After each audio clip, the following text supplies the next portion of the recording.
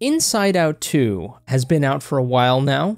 It has hit $1 billion at the box office, more than $1 billion. It is critically acclaimed as well, and a lot of the audience seems to love it. I got to watch it a bit ago as well. I saw it in 3D, which I will say, seeing an animated film in 3D is like, it's almost like the way to go. I mean, I don't know if I'm going to watch every single animated film from here on out in 3D, but, you know, like the last 3D film I saw was Avatar, right? Which you have to see in 3D, Avatar 2. I totally forgot how beautiful and how wondrous it is to see, you know, a movie in 3D, but especially an animated film, just because, you know, it's so colorful and it's so, you know, artistic and imaginative that 3D just really goes well.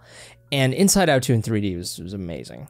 So I think I just might see every single animated film from here on out in 3D. Anyways, Inside Out 2. Reason why I'm doing this video is I wanted to really talk about the film because it really moved me. This is sort of similar to, you know, I did a past video talking about Inside Out, the best scene from Inside Out.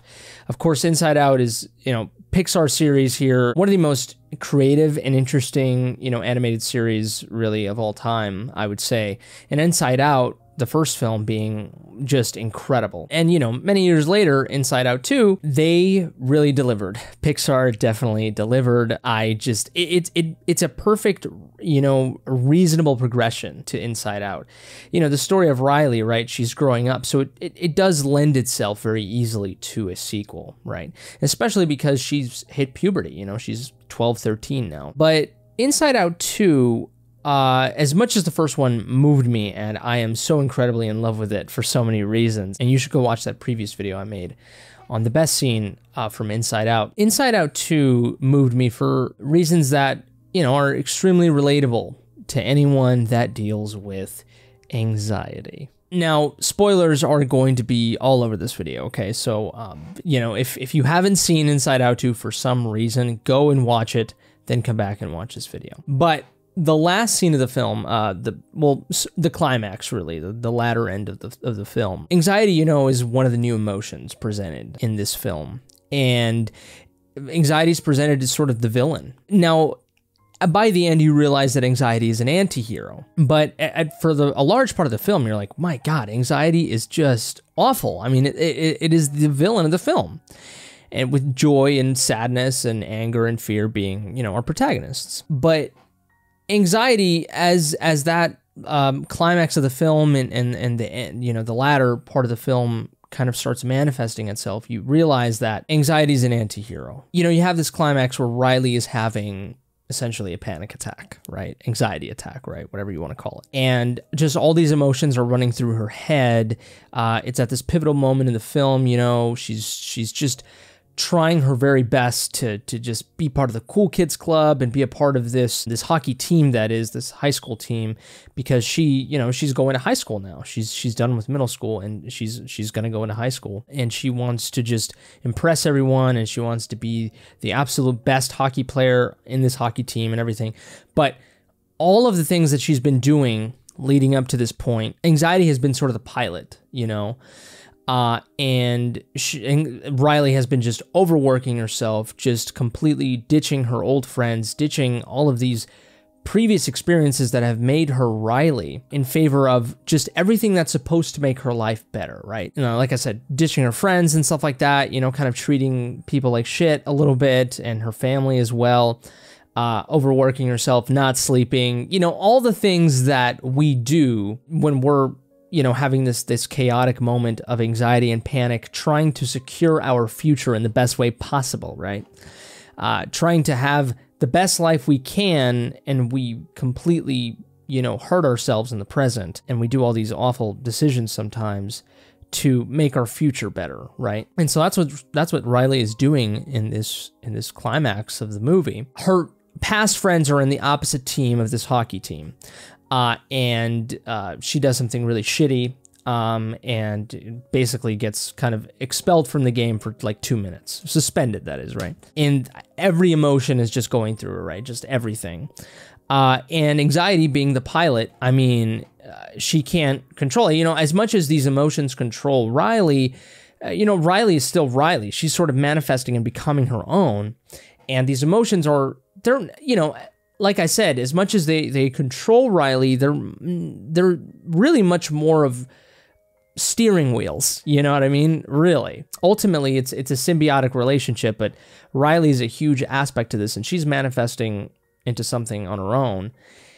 And Anxiety is realizing this, and she just can't do anything. She's trying all these things, and she's making it worse. You know, all of the things that her plan, her strategy to make Riley completely this new person, this completely new and better Riley, you know, and obviously completely getting rid of the previous emotions, joy, anger, fear, everyone included, and anxiety being the only thing that's there, that's taking charge, you know, helped, you know, to this chaos. And we start going into panic attack mode, you know, along with Anxiety and Riley, and just this chaos between them creates this panic attack.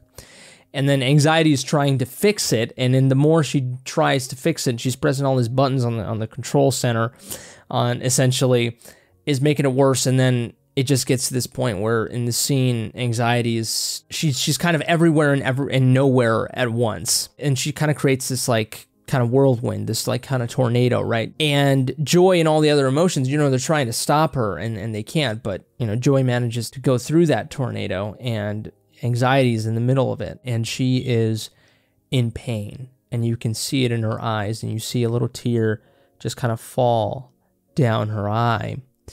Like I said, this entire movie, we think of Anxiety as kind of the villain, but in this moment right here, we understand. And Joy does understand as well, because in the same way, Joy was trying to control Riley as well. It's part of the reason why, you know, Riley got to this point and just sort of the chaos of the film. We know Joy to be a control freak ever since the first film. And then in the second film, she learned, okay, sadness is needed. We understand that. We understand every emotion has their place. But these new emotions come in. Joy doesn't really know how to tackle this, and she's also been just kind of throwing back. She's just getting rid of some things that make Riley, you know, Riley, and she's just throwing them into the trash bin, into this repository, and they're building up all this buildup of emotions that, like I said, are very important to Riley's life and ultimately make her whole. You know, and Anxiety is doing the same thing as well by getting rid of all these other emotions and just having Anxiety, you know, be the main emotion. Basically, you know, Anxiety banishes these previous emotions, and then those old emotions, joy and fear and all those, in their process to try to come back to the control center, this avalanche of all the emotions that Joy and Anxiety have been kicking out, just, you know, come through and ultimately help them come back to the control center.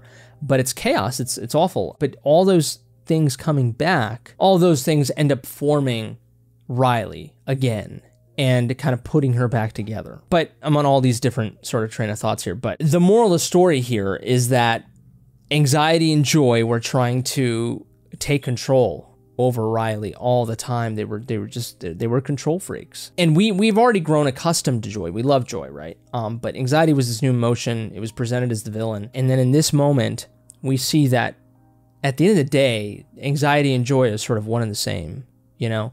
They're both trying to help Riley. They're both trying to, you know, have her be as happy as possible. And Anxiety, you know, they just have two different ways of doing it, you know? Anxiety thinks that over-worrying about things, getting rid of all these other emotions, and just having Anxiety be the one thing that's on your mind, because, you know, you do everything possible to be the cool kid, to get ahead in life, you know, overworking yourself, no sleep, you know, all these things that we do when we have anxiety, you know, when we try to be the best person we possibly can, but when we take it too far and we're just always concerned with reaching our potential and always being at the top and just being better at all times and in everything. And, you know, that anxiety ends up biting us in the ass, you know, but it comes from a good place, right? And we saw that in Anxiety there with that tear. And it moved me in the theater. I mean, it totally, you know, moved my heart, my mind, everything, because it's the thing that I deal with in my real life all the time. I just wanted to hug Anxiety there. I just wanted to give her a big hug. But in me doing that, I was hugging my own anxiety, my own self. And I sympathize so much with that feeling of wanting to fix it, of wanting for things to be okay all the time, you know, of that pain of, you know, that you can't fix everything, and the pain that, you know, you're not going to get to that thing that you want to get to, you know, and you're not going to be perfect. And the pain that is associated with that, the anxiety, the feeling of meaninglessness, the feeling of powerlessness, the feeling of just, oh my God, there are so many things against me right now. Or even worse, there are so many things that are potentially against me right now. And just, at the end of the day, you just want things to be okay. That's really what hurts, right? That's really what it is about. And I completely understand that scene and anxiety. And it made me hug myself, and it made me be like, when you are in this, when you are having, you know, thank God I don't really deal with panic attacks anymore. I dealt with a couple of them when I was younger in my adolescence. It reminds me that when I'm going through that, you know, or when I'm going through something similar, you know, when I'm having those anxious, that surge of anxiety, that even though it's awful and it's painful and unfortunately it's not supposed to happen, and there were things that concocted, you know, to get me to that point, that I have to let go, but that it's okay, and that I am feeling this way because I care about myself, you know, because I want it to be better, because I want it to be okay, but I have to let go, you know. I have to let go in that moment. But anxiety is not my enemy. It's a friend that is just trying to help me. That's what's so beautiful about these Inside Out movies, man, is that they really relate to you. You know, like I mentioned in the previous video with the first film made you understand that joy and sadness go hand in hand sometimes, and that's okay. It's okay to be sad, you know, because sometimes in that sadness you get to joy, and sometimes that's the only pathway. And they're both needed. And in an Inside Out 2, things get a little bit more sophisticated. They get a little bit more complicated, because once you understand that, you're like, okay, cool, you know, being happy and sad is, you know, that's fine and dandy, but there is that in between happiness and sadness, and that's where anxiety lies. That is the complexity, the sophisticatedness right in the middle. And that is the oddball. And you understand that a little bit more when you grow up, when you go into puberty, when you're an adult, you know. It's a little bit more sophisticated. It's just a little bit more complex, and you fully understand it. And that's when you really start getting anxiety. You start being introduced to that. It's like, oh my God, responsibility is just over your head all the time. You're like, I have to do this. I have to do this in order for, you know, me to be viewed and loved by everyone else. I have to do this, you know, fitting in, the FOMO, right? But also just trying to better yourself, you know, but at the same time, trying to be happy and perfect, and you're disappointed that things aren't going the way that they're supposed to, you know, and you're overthinking, and you're thinking about all the things that could possibly go wrong. And in that process, you just end up exhausting yourself, you know, and then you freeze. And then it's just like, oh my God, like your body can't handle it, right? And that's what happens, right? Is when every other emotion possible is either absent, or it's chaotic, it's in another place, you know, everything's all jumbled up, everything's on overdrive.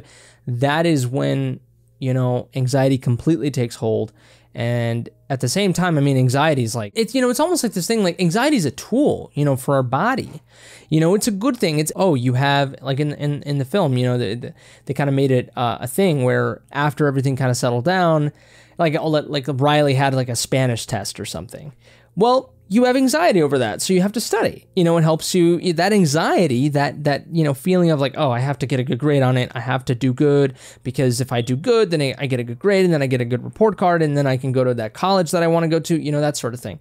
That's good, right? Planning ahead for the future, that's good. Just don't get too carried away with that, right? And don't overstudy yourself to the point where you can't go to school the next morning, or you can't operate well, So anxiety is good. Thinking about the possibilities, thinking about, well, if I do this, it is basically the core of a lot of morality. You know what I mean? Like thinking about, oh, if I do this, this will happen. Consequences, right? And caring about those consequences. That is anxiety, and that is good. But sometimes it could be just too much, right? And anxiety sometimes takes over us to the point where it takes over our control center. And in its endeavor to protect us and to get us to where we want to be, right? And to reach that potential that we want, it just ends up backfiring, and it's too much. And it's like carrying all these different shields, or just one giant shield, trying to carry it because you're so paranoid of getting hurt. But in the process of carrying that shield, it's just too goddamn heavy, and it ends up hurting you. It ends up hurting you more carrying it than just letting it go. It's a tough lesson to learn, and we all fall victim to it all the time. But it's essential that at the very least we understand that. Again, in Inside Out 2, in the same way that sadness, we understand that sadness is important in the first film. We understand that anxiety is important, in Inside Out 2. We understand that, but too much of it is bad, right? In the same way. And then with Inside Out 1 and Inside Out 2, we understand that too much joy is bad as well. You have to have that complexity in there, right?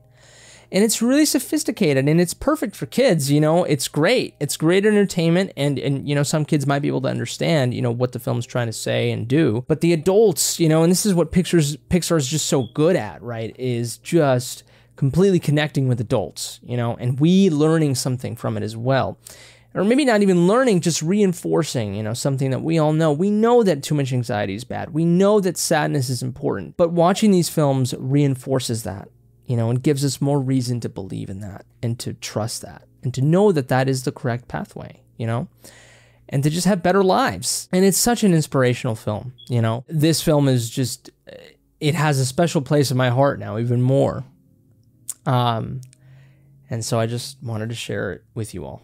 So, if you haven't seen Inside Out 2, go and watch it. But if you've seen Inside Out 2, which you probably have, let me know in the comment section below what you think of the movie.